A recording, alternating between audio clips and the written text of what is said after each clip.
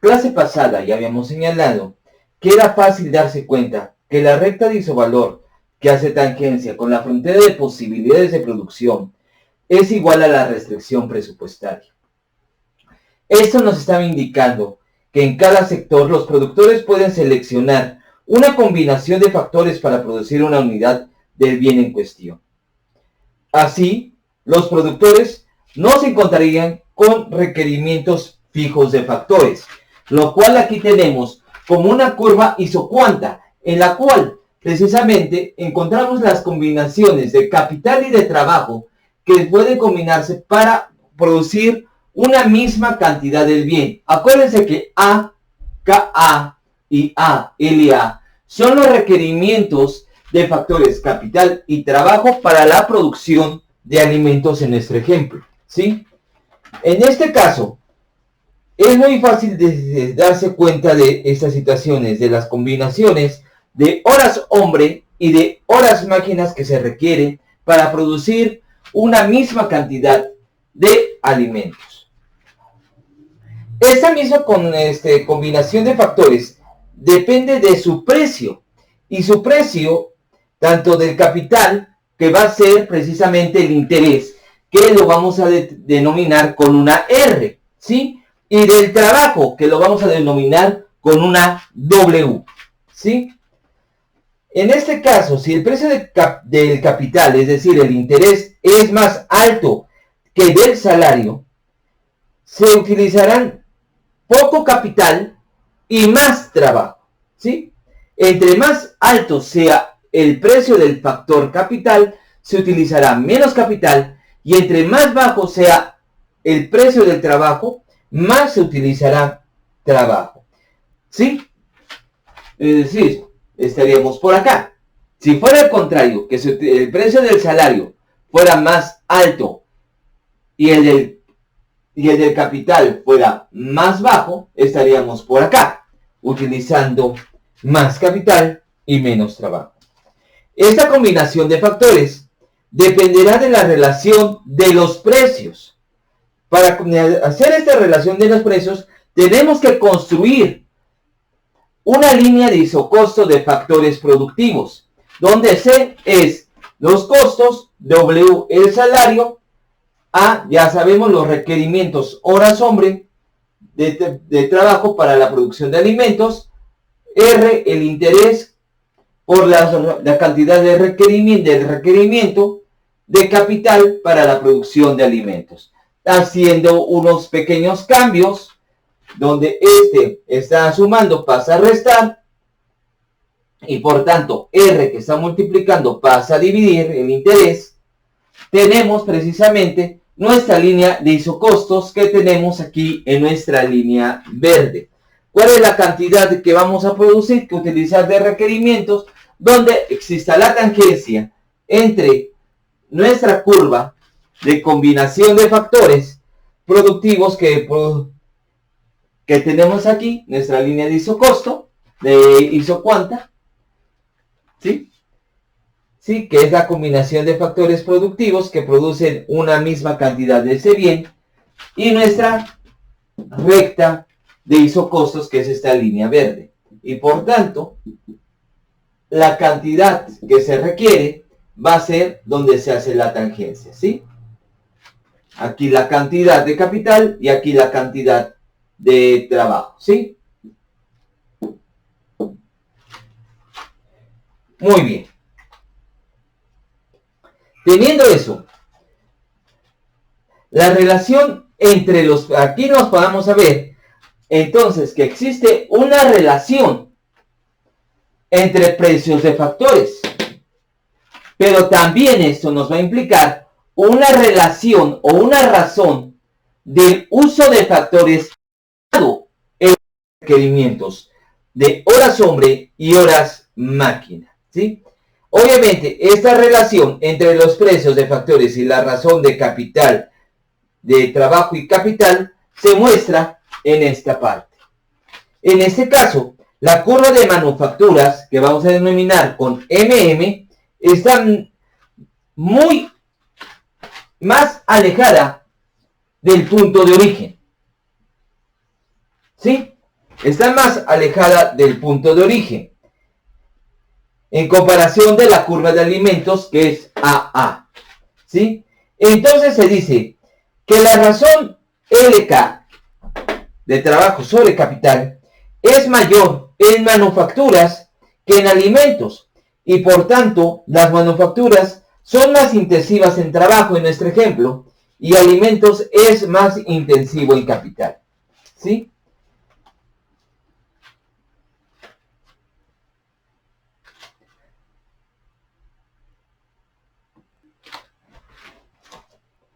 Muy bien. Entonces, el costo de producción de un bien va a depender de los precios de los factores.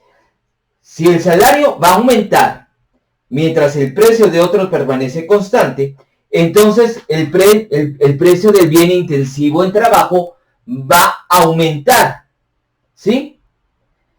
Entonces, se puede decir que si existe una relación entre la tasa de precios de factores con los precios de los bienes, entonces vamos a tener que a medida que aumentan los precios de los bienes, también el precio de factores debería aumentar. Si el precio de las manufacturas aumenta, entonces tendría que aumentar el salario, puesto que las manufacturas, en nuestro ejemplo, son intensivas en trabajo, ¿sí? Por eso tiene esta forma y conformamos esta curva SS. Ahora vamos a girar esta figura, teniéndola de este lado, ¿sí? Vean la parte, o sea, olvídense de esto. Y se ha solamente girado. Y vamos a añadirle lo que teníamos aquí, ¿sí? Las curvas AA y MM, donde se relaciona el precio relativo de los factores y el precio y el uso de los factores, ¿sí? La razón de factores, ¿sí? Y entonces, ¿qué nos dice ya esta figura? Pues nos dice que si el precio relativo de las manufacturas aumenta, ¿sí? Si el precio relativo de las manufacturas aumenta, o sea, vamos a partir del punto 1. Del punto 1 tenemos este uso de trabajo con respecto del capital de manufacturas y este uso de trabajo con respecto de capital en alimentos. Ahora, ¿qué pasaría si aumenta precisamente el precio del factor? ¿Sí? Si el precio del factor aumenta, entonces lo que va a ocurrir es que la relación de trabajo-capital va a disminuir, ¿sí? Es decir, vamos a suponer que el salario aumenta. Si el salario aumenta, como ya dijimos, se va a contratar menos trabajo y más capital. Esto va a implicar que disminuye esta relación de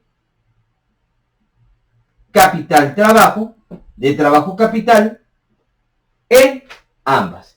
Es decir, disminuye aquí y va a disminuir también para el sector de los alimentos, ¿sí?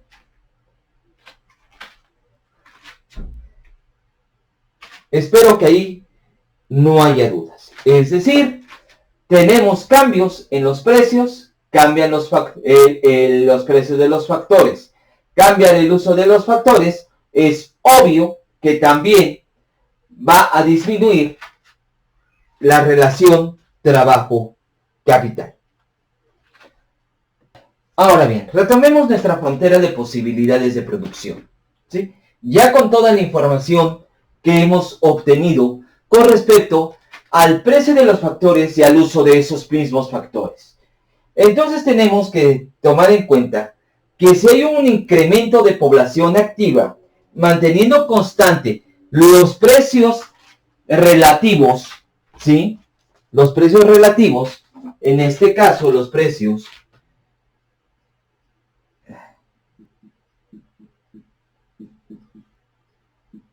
y aquí también es lo mismo, es decir, se mantiene constante. Vean que, que la pendiente sigue siendo igual en una y otra, solamente que aquí se amplía la frontera de posibilidades de producción debido a que hay ese incremento de la población, manteniendo constante ese precio de los factores, ¿sí? Entonces, el sector de las manufacturas está creciendo más que el sector de los alimentos. ¿Por qué? Porque en nuestro ejemplo, el sector de las manufacturas es intensivo en trabajo, mientras que el de alimentos es intensivo en capital, ¿sí? Por tanto, va a aumentar la producción de manufacturas y puede que disminuya la producción de alimentos, ¿sí? En esta economía doméstica. ¿Por qué? Por si se mantiene constante la razón de trabajo capital, entonces también va a aumentar ligeramente una asignación de capital en la producción de alimentos. Por eso es que la frontera de posibilidades de producción está creciendo de manera desigual. Si la economía doméstica, ahora sí, es abundante en trabajo y la economía externa es abundante en capital, entonces los precios relativos de las manufacturas van a ser más altos en el exterior. Los precios relativos son más altos en el exterior que en la economía doméstica, que se ubica en este punto 1. Mientras que los precios de la economía externa se ubican en el punto 3. Por tanto, el comercio tiene que llevar a la convergencia de estos precios relativos. Es decir, bajan para el exterior al punto 2 y tienen que aumentar para la economía de la economía doméstica al exterior en el punto 2. Por tanto, la economía doméstica, al ser intensiva en trabajo, la oferta de relativa de manufacturas va a ser mayor, ¿sí? Y la economía doméstica exporta manufacturas, mientras que la economía externa va a exportar alimentos, que va a ser el punto 2. Entonces el precio relativo aumenta en la economía doméstica y se reduce en la economía externa.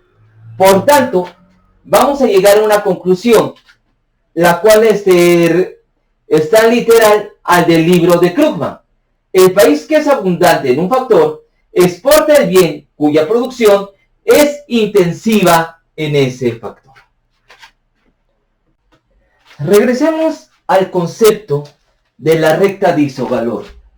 Si no se acuerdan cómo salió esto, regresen a la clase pasada para ver cómo salió esto, ¿sí? Y como ya se ha visto anteriormente, un aumento en el precio de las manufacturas aumenta la producción de manufacturas. Es decir, si nos vamos del punto 1 al punto 2, es porque el precio de las manufacturas pudo haber aumentado en mayor proporción que el precio de los alimentos. Y por tanto, la gente se va a desplazar del sector de los factores, se desplazan de la producción de alimentos a la producción de manufacturas. Por tanto, el precio de las manufacturas o la producción de manufacturas va a aumentar, mientras que la producción de alimentos disminuye, reduciendo o más bien trasladando la ubicación de la frontera de posibilidades de producción desde el punto 1 al punto 2. Esto obviamente implica un aumento en el precio relativo, como se ve. ¿sí? Al aumentar el precio relativo, aumenta la producción de manufacturas y disminuye de los alimentos. Esto también implicaría que un aumento en el precio relativo de las manufacturas con respecto a los alimentos del 1 a 2 va a implicar un incremento de la oferta relativa de manufacturas con respecto a alimentos desde los puntos 1 al punto 2. ¿Sí? Ahora bien, regresando a la idea de que el valor de consumo es igual al valor de la producción, donde consideramos que el consumo de alimentos es igual al valor sobre el precio de los alimentos menos el precio relativo de las manufacturas con respecto a los alimentos por el consumo de manufacturas. Esto ya se acuerdan, le habíamos visto P1, P2, aquí en lugar de B habíamos visto M, es decir, es una recta de restricción presupuestaria, misma que está aquí, que hace tangencia con la curva de utilidad, ¿sí? De las manufacturas, es decir, la relación marginal de sustitución de manufacturas, del consumo de manufacturas con respecto al consumo de alimentos. Si tomamos esto y retomamos esto que ya habíamos llegado en alguna ocasión con respecto a la frontera de posibilidades de producción, en el cual ya hay una diferencia del consumo con respecto a la producción. Esto lo vamos a llamar la importación de alimentos y esto le vamos a llamar a la exportación de manufacturas. Esto se lee que la importación de alimentos es igual al valor relativo de la exportación de manufacturas. ¿Sí? ¿Y esto cómo se ve de manera gráfica? Pues lo vamos a ver en un momento. Ya estamos a punto de acabar la clase de hoy. Ese es el resultado de nuestra operación que teníamos aquí, que ya borré, ¿sí? Ese es el resultado. Vean en este caso, el punto Q ubica la producción de manufacturas y alimentos, mientras el punto D ubica el consumo o la demanda de manufacturas y de alimentos. En este caso, la producción es mayor que la demanda, es decir, ¿cuál es lo que está pasando aquí? Este exceso de producción se va a dedicar a las exportaciones, mientras que ese exceso de consumo con respecto a la producción, obviamente es la dedicada a la importación de alimentos. La recta presupuestaria es la misma recta de isovalor. La recta presupuestaria de esta curva de indiferencia U es la misma recta de isovalor que hace tangencia con la frontera de posibilidades de producción. Es decir, tiene ese mismo valor del precio relativo de manufacturas con respecto a alimentos. Ahora bien, como ya se ha dicho, si la economía doméstica es intensiva, el trabajo va a exportar manufacturas e importar alimentos, en este ejemplo que hemos estado utilizando desde la clase pasada hasta este momento. Ahora bien, si hay una importación de alimentos, vamos a decir en este caso, entonces puede ser que los precios domésticos sean muy altos, muy bajos. Los precios domésticos sean muy bajos, ¿sí? Y eso implica que exista una mayor demanda de alimentos que producción de alimentos. Vamos a suponer que el precio de equilibrio se ubica acá. Pero seguramente la demanda estaría ubicada por acá, ¿sí? Eso implicaría una menor producción, ¿sí? Y esto implicaría, obviamente, que la demanda fuera mayor que la producción, ¿sí? ¿Sí? Eso está implicando una importación. Y a medida que baje el precio, va a aumentar la demanda de importaciones. De igual forma, si se exporta, obviamente es porque los precios son más altos en la economía externa, ¿sí? Y se oferta más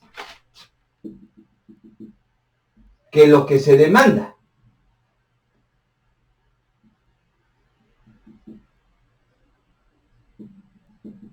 ¿Sí?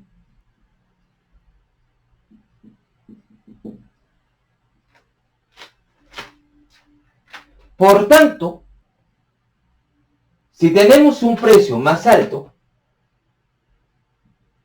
podríamos ubicarnos por acá, interrelacionando la demanda de importaciones con la oferta de exportaciones, encontramos un precio mundial de equilibrio. Precio mundial que seguramente está muy abajo del precio de equilibrio de esta economía, pero encima del precio de equilibrio de esta economía, ¿sí? Obviamente, ese es el equilibrio que estaríamos localizando a nivel mundial. Y bueno, entonces, ¿cuál es el equilibrio mundial? Vamos a ver. ¿Cuál es la cantidad de equilibrio? Si consideramos inicialmente que si las importaciones de la economía doméstica son igual a las exportaciones de la economía externa sobre ese mismo bien, entonces la demanda doméstica más la demanda externa van a determinar a la demanda mundial. Disculpen por el error de ortografía, apenas me di cuenta, ¿sí? Mientras que la oferta externa más la oferta doméstica van a determinar a la oferta mundial. Y esto es, obviamente es la cantidad de equilibrio que estaría precisamente en este punto.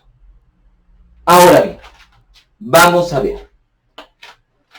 ¿Qué pasaría si se aplicara un arancel aprovechando la ocasión? Si en la economía doméstica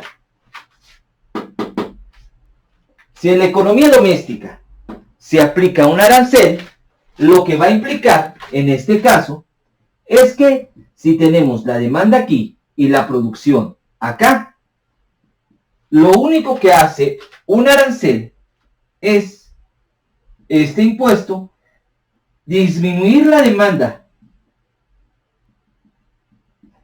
en la economía interna, pero aumenta la producción en la economía externa. Pero ¿qué pasa a nivel mundial? Lo que ocurre es que si tenemos este precio mundial de equilibrio, entonces lo que ocurriría es que este impuesto seguiría, o mejor dicho, se reduciría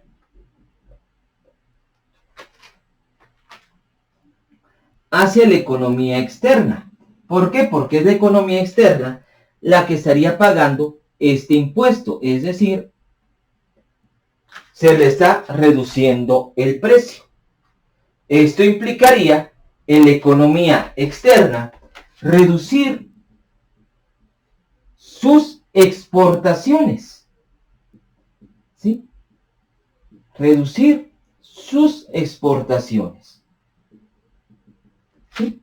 Va a reducir sus exportaciones. ¿Por qué? Porque está imponiendo un arancel. Ese es el efecto de los aranceles.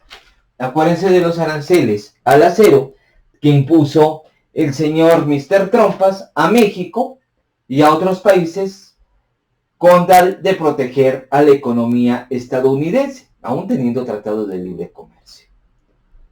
Ahora, ¿cuáles son las ganancias de tener un arancel? Y aquí estuvo la crítica que hizo precisamente Paul Krugman al gobierno de Donald Trump al imponer aranceles. ¿Sí? En este caso, lo que ocurrió es que al poner un arancel disminuyen las importaciones de la economía doméstica, pero también disminuyen las exportaciones de la economía externa. ¿Sí? ¿Cuáles son las ganancias o cuáles son las pérdidas que tiene un arancel? ¿Sí? Tenemos para en primer lugar los espacios A, B, C y D, que son las pérdidas de los consumidores. Tenemos también la parte A, dentro de esta pérdida de los consumidores tenemos la parte A, que es la ganancia de los productores.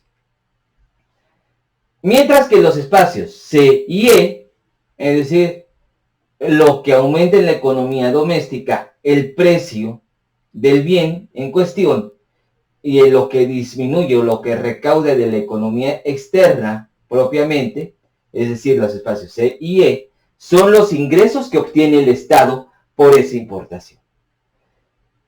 Si a esas pérdidas de los consumidores le restamos las ganancias de los productores domésticos y le restamos los ingresos del Estado, vamos a tener entonces la pérdida irrecuperable de los consumidores, que son las zonas, estos triangulitos B, D, menos este espacio E.